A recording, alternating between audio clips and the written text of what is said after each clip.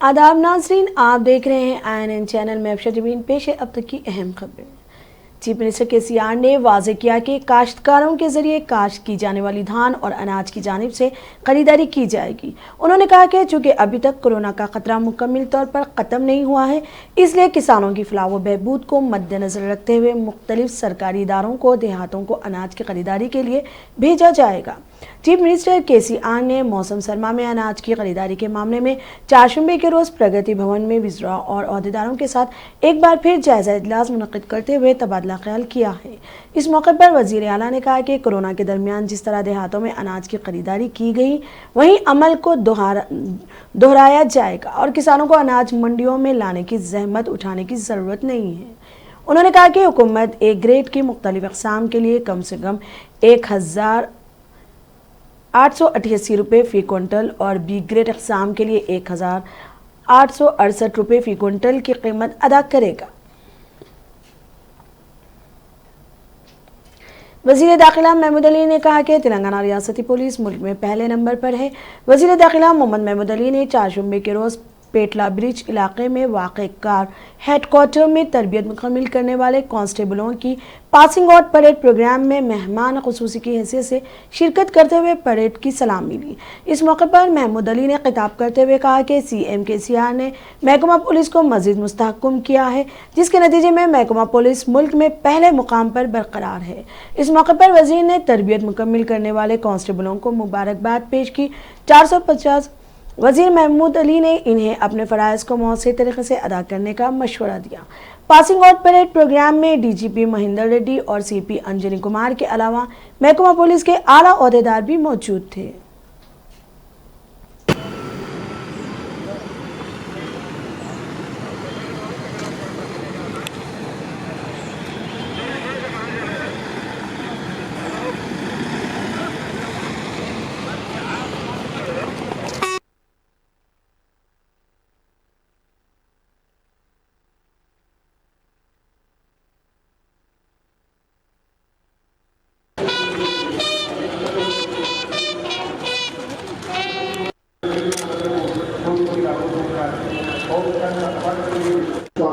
చీరాపుర తెలుగు రత్నగారి వ్యాఖ్యానం చేస్తారు.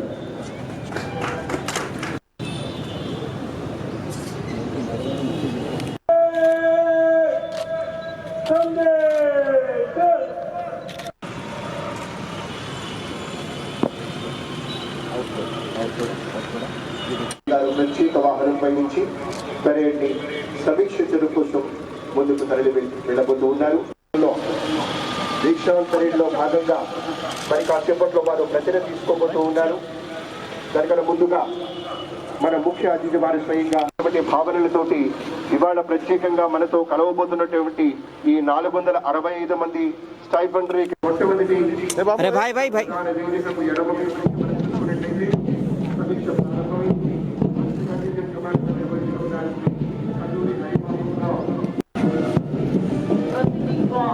review of the parade.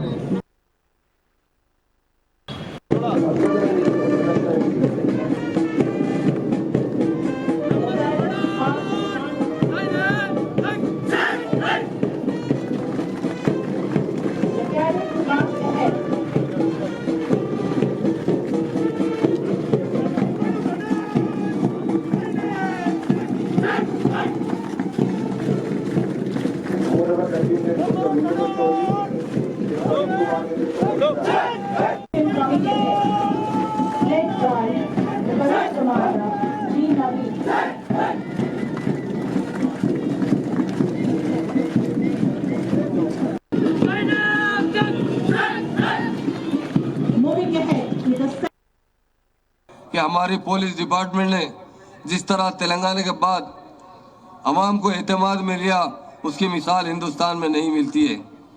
हमारी पुलिस ख़ास तौर से कोरोना में जिस तरह लैंड ऑर्डर को कंट्रोल किया और जिस तरह अवाम की खिदमत की, मुझे पुलिस डिपार्टमेंट पर बहुत फ़ख्र होता है और हमारे DGP साहब को, कमिश्नर साहब को, तमाम ओहदेदारों को मुबारकबाद देता हूँ।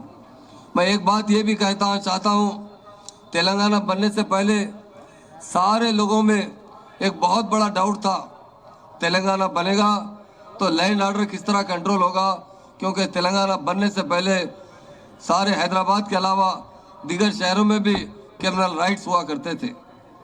हमारे डीजीपी साहब और कमिश्नर साहब ने अपने तमाम टीम के साथ जिस तरह लैंड ऑर्डर को कंट्रोल किया है, उसकी मिसाल सारे हिंदुस्तान में नहीं मिलती है।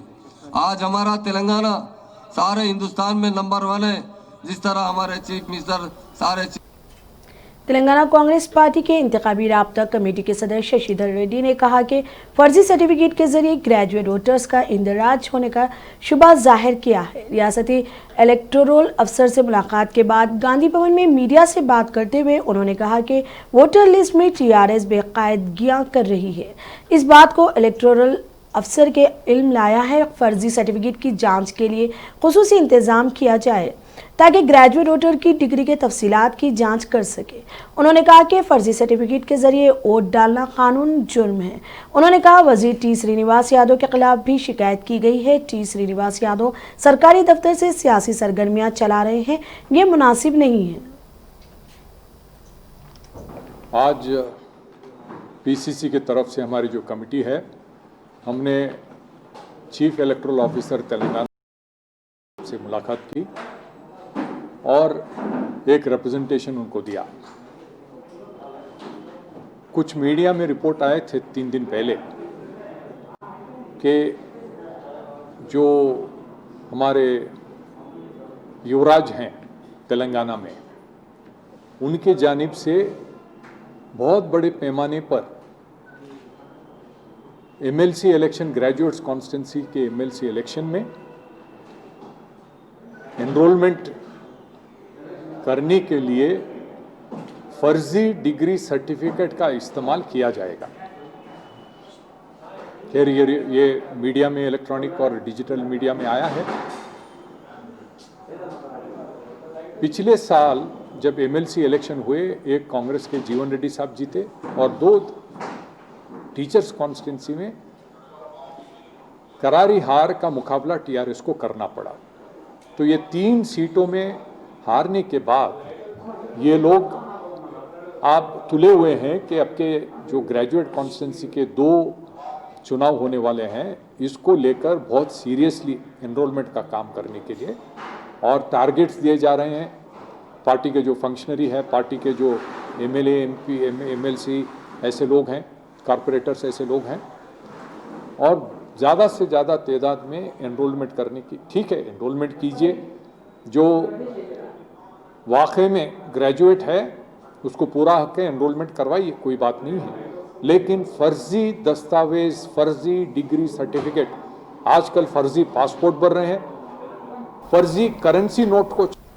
रियासती इलेक्शन कमिश्नर पार्था सारथी ने कहा कि नवंबर या दिसंबर में ग्रेटर हैदराबाद म्यूनिसिपल कॉरपोरेशन के इंतखाबात मुनक्किद करने का मंसूबा है। तिरुमला तिरुपति के मंदिर में दर्शन के बाद मीडिया से बात करते हुए पार्था सारथी ने कहा कि बहुत जल्द ग्रेटर हैदराबाद म्यूनिसिपल कॉरपोरेशन के इंतखाबात से मुतालिक नोटिफिकेशन जारी किया जाएगा।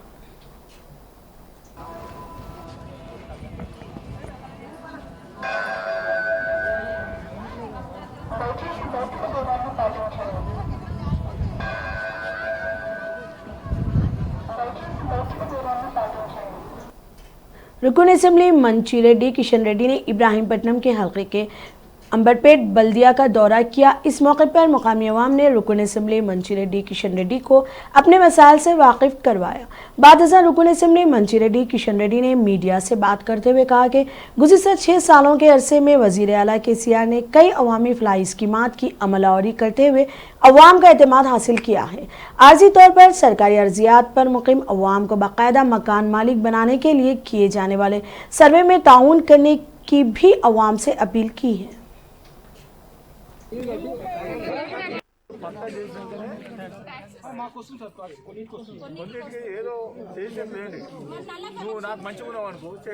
చేస్తున్నటువంటి ఈ శుభ సందర్భంలో మరి ముఖ్యమంత్రి గారు ఒక మంచి ఆలోచన, ఎప్పుడు లేని విధంగా మున్సిపాలిటీలలో కానీ, హైదరాబాద్లో కానీ, అదేవిధంగా టౌన్లలో కానీ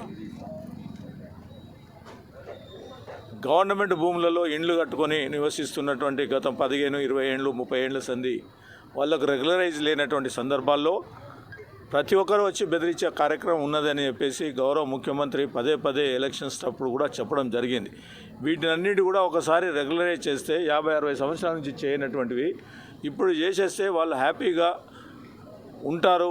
వాళ్ళకు ఓనర్షిప్, ఆ ఇల్లు ఓనర్షిప్ ఉంటుంది. కష్టపడి సంపాదించుకొని కట్టి వాళ్ళు ఇర్రెగ్యులర్గా ఉన్నది అని చెప్పి ప్రభుత్వం प्लाज्मा हत्या के बारे में शौर उजागर करने के एक हिस्से के तौर पर चाशुंबे के रोज Cyberabad commissioner VC Sajjanar, IPS ADCP NJPSCCSC के जनरल सेक्रेटरी कृष्णा ने मौजूदगी में एक शॉर्ट फिल्म रिलीज किया गया, जिसमें screen play, story direction Sudhir dial, lux studio की तरफ से प्लाज्मा डोनेशन की आगाही को फ़रोग दिया गया है। इस मुख्तसर फिल्म में इस शऊर के साथ आगाही दी गई है कि प्लाज्मा किस तरह की मदद कर सकता है और जानें बचा सकता है। कोरोना वबा के शिकार लोगों की प्लाज्मा का अतिया इंतहाई अहमियत का हामिल होने इस फिल्म के जरिए बताया गया।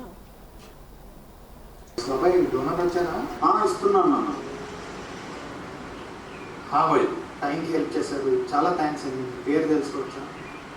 हाय, मेरा नाम इमरान अली है। बहुत शुक्रिया भाई, రుణం ఎలా తీసుకోవాలో కూడా నాకు అర్థం కావట్లేదు. मुझे भी किसी ने प्लाज्मा डोनेशन किया था भाई, मैं भी उसी से आज रिकवर हुआ।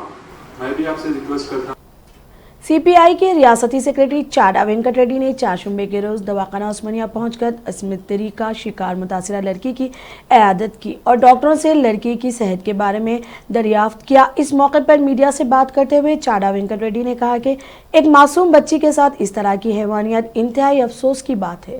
डॉक्टरों के मुताबिक बच्ची की तबीयत नाजुक और जलने की वजह से जिस्म में गहरे जख्म आए हैं और इन्फेक्शन को कम करने के लिए तमाम एंटीबायोटिक्स दिए जा रहे हैं।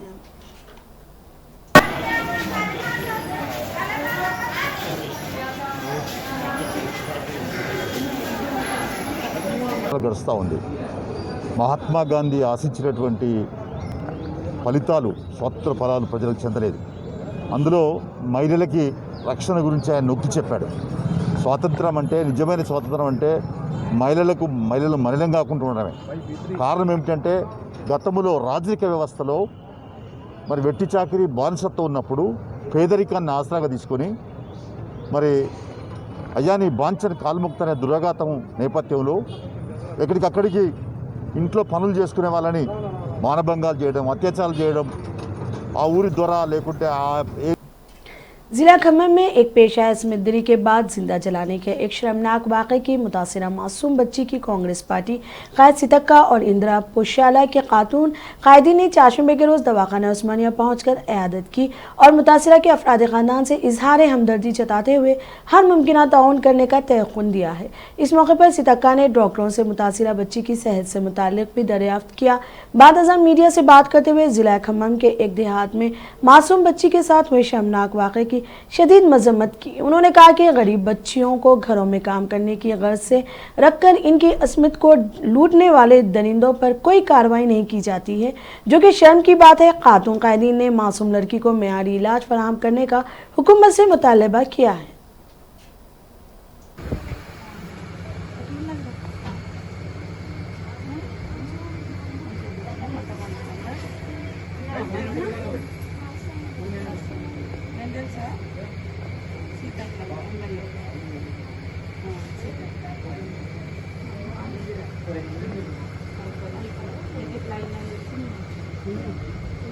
పంతొమ్మిదవ తారీఖు నాడు పల్లెగూడెంలో ఉండేటువంటి అమ్మాయి ఏదైతే మరి పని మనిషి కోసమని అవసరాలు తీర్చుకోవడం అంటే పని చేయడం కోసమని తీసుకొచ్చి అత్యాచార యత్నం చేస్తే ప్రతిఘటించినందుకు పెట్రోల్ పోసి చంపే ప్రయత్నం చేసినటువంటి దుర్మార్గుని యొక్క దురాగతం 19-15 రోజుల తర్వాత బయటికి రావడం దురదృష్టకరం.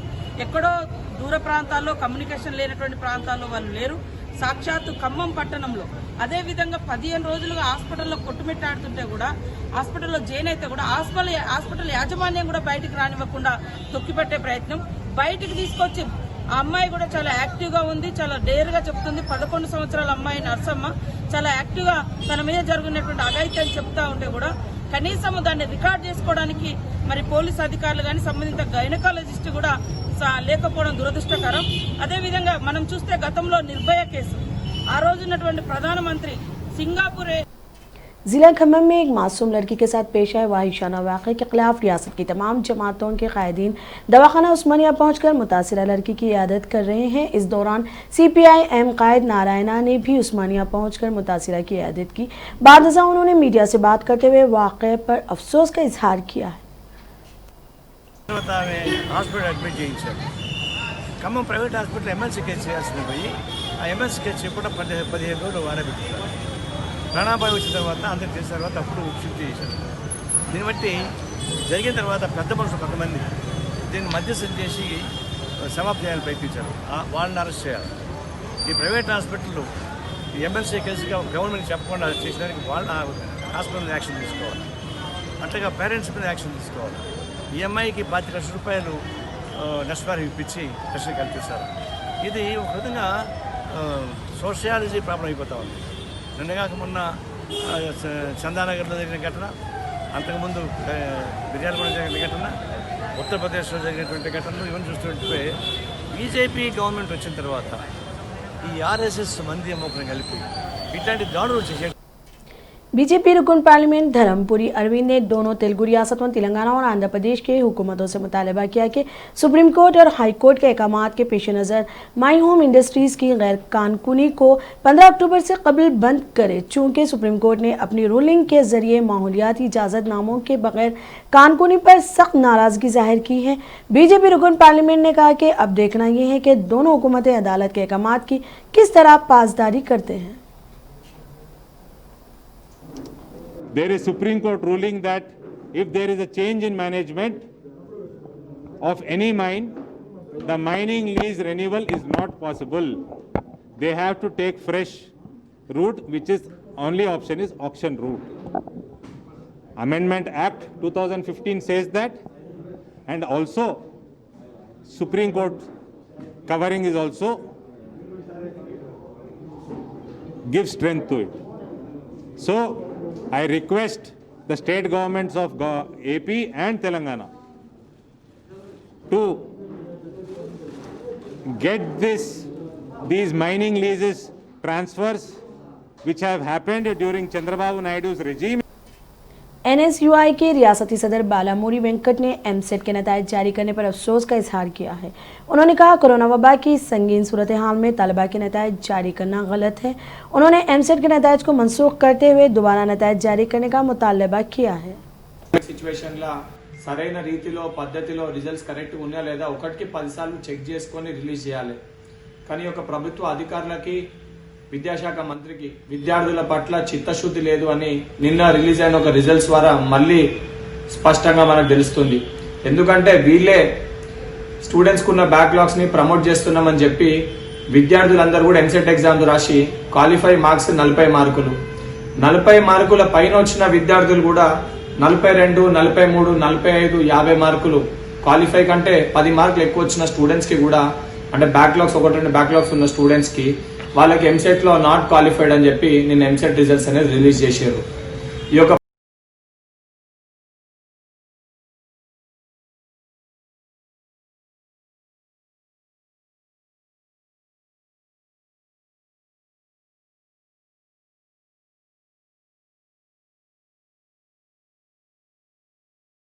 कीमत करीब 2 लाख रुपए बताई गई है। सोहेल खान को हिरासत में ले लिया गया जबकि एक सलीम नामी शख्स मफरूर है। मामले की तहकीकात जारी है।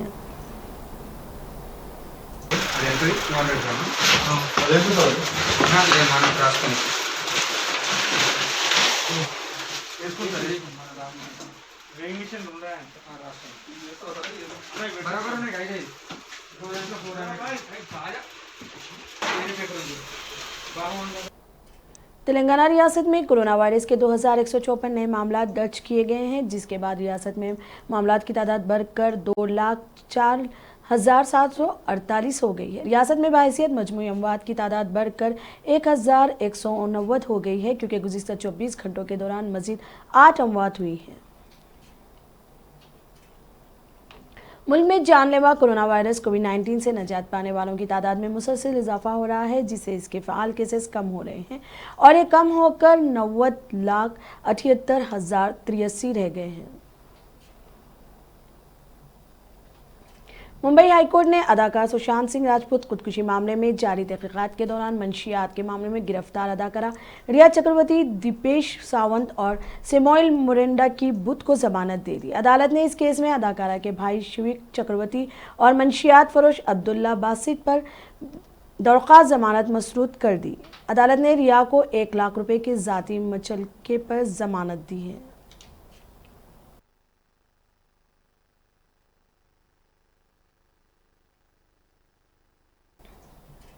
अब तक के लिए इतना ही। देखते रहिए ANN चैनल। खुदा हाफिज।